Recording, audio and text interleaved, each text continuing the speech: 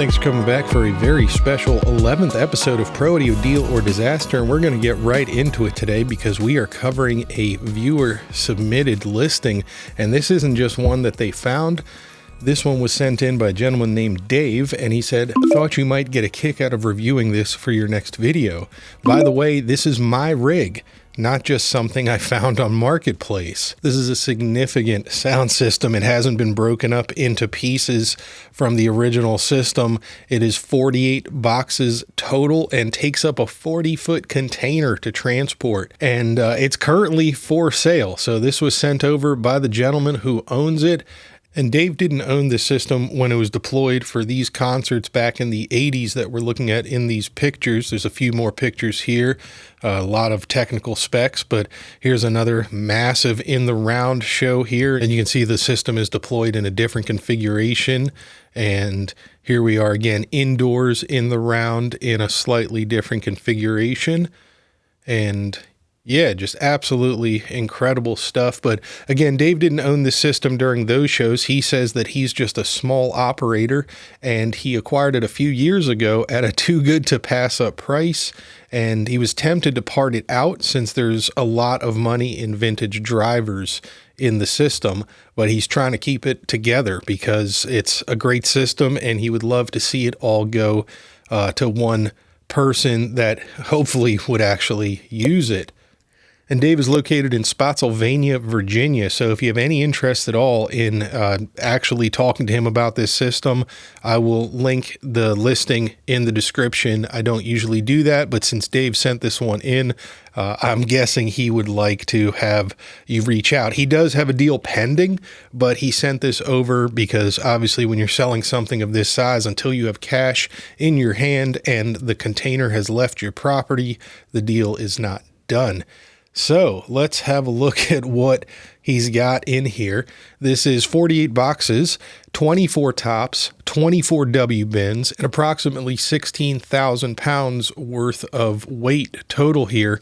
And it's all loaded with JBLs. That's 24 of the 2240G 18-inch woofers, 48 of the E120 12-inch mids, 24 of the 2445J 2-inch compression drivers, and 48 of the 2402H modified with the 2405 diaphragms. He says that the specifications are included, and they are indeed. There's some white papers here that give you the actual physical dimensions along with the specs for the boxes and the crossover points and all of that stuff. So you can take a closer look there if you want to. And these are some hefty boxes at 295 pounds a piece for the tops and 220 pounds a piece for the subs. They are certainly a serious rig to put up in the air the way we see them deployed here. You would definitely want to know what you're doing to be flying these, but Dave says that only a couple of these, 2 tops and 4 bins, would cover a 500-seat venue well beyond the safe volume. And he says they have an exceptionally long throw, which works well for outdoor shows. And he says a few of the boxes are in need of maintenance and a cleanup. This system can be divided into 4 to 6 smaller rigs. So tell your friends about it and consider it a group purchase. I like Dave's style. And overall, the system looks like it's in nice condition considering its age. There's obviously some wear on what looks like, I don't know if this is carpet covered or if this is an early, like a bed liner type material. There was kind of a grayish, very rough bed liner material back in the 90s.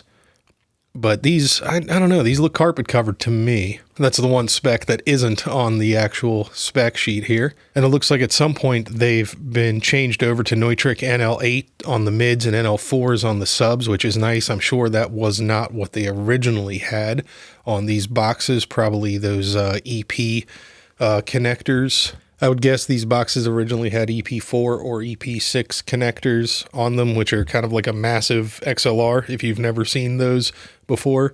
And at some point they've been converted over to NL4s and NL8 Speakon. So that is very handy.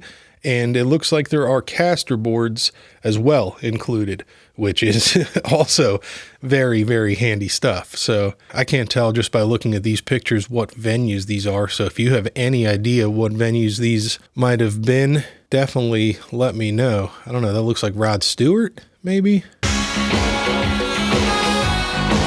Interesting stages for sure. You can see all these subs down here parked in the round, and looks like a lot of positions, maybe monitors and other tech positions down here as well between the audience and the stage. Very interesting setup. I'd love to know what this show was. I'm not sure what year this one was, because there's only the information that's on these pictures is all I have to go by. Maybe Dave has some more information. Here are the tops, and you can see the 12-inch mids hiding in the back there, and the compression drivers up here. And yeah, I definitely think those are carpet covered looking at them in this picture. And I'm not sure what the fly points on these look like. They definitely have them. There's the sub, and there's a few of the boxes with the grill cloths on. So I'm hoping somebody watching has some stories about Electrotech specifically and might be able to recognize these shows. That's one company that I really don't have any working knowledge about their history, and I don't have any connections with anybody that worked with them as far as I know. And that, that could definitely be incorrect as you go back in time through the various touring outfits that provided bigger tours like this. You tend to see the same names over and over again across different companies and stories and, situations and tours. So I may indeed know somebody that knows a lot about this system, and I really hope they're watching this and they'll let us know what this system was like to work with, and specifically what it was like to fly. I'd be very interested to know what kind of amplifiers were being used with this system originally. I'm not sure what Dave uses with them, but it would be very interesting to know what was on these tours originally, because they list the power requirements here. We can see, this isn't a document, so I can't highlight stuff, but they list the power requirements here. They're not terribly ridiculous.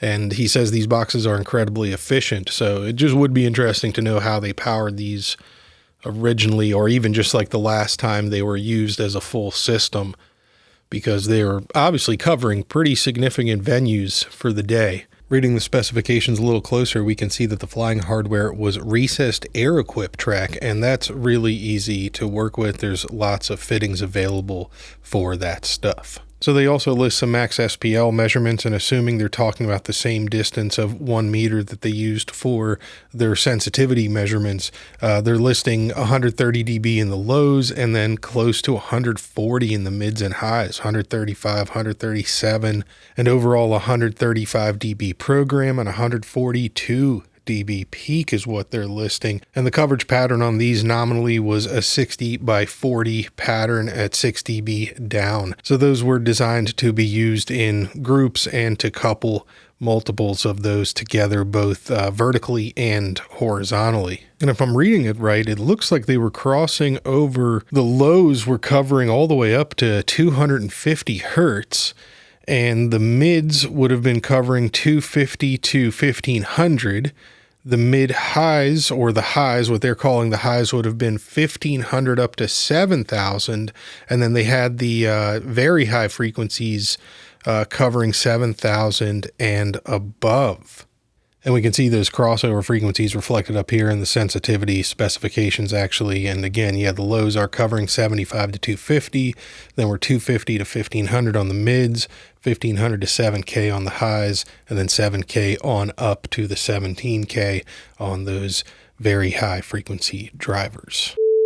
So as always, this is Deal or Disaster, and Dave is asking $15,000 for this system. So let us know in the comments what you think of that price, or what do you think you could use this system for? Would you split it up into smaller systems like he suggests? Would you have any use for it as 48 boxes in the big configuration?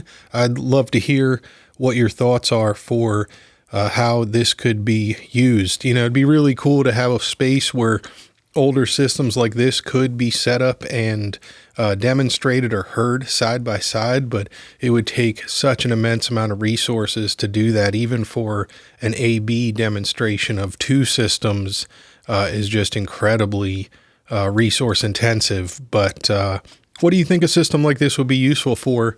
going into 2025 and beyond, or do you have any ideas of what you would do with it? Let us know if you think this is a deal. And I got the feeling that Dave is probably the kind of guy that's open to negotiations, or do you think that this system has seen its time and should be parted out?